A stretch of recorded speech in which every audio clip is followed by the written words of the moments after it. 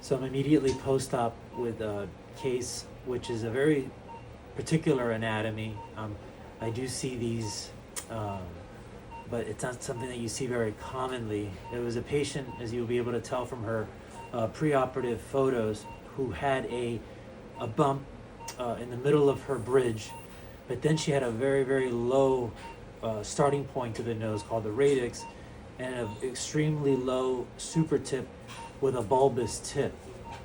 So this case is tricky because if you were just to remove the hump, it would leave her with a very flat and wide nose from the front and the appearance of an extremely over-projected tip, or almost like a ski slope type appearance to the nose.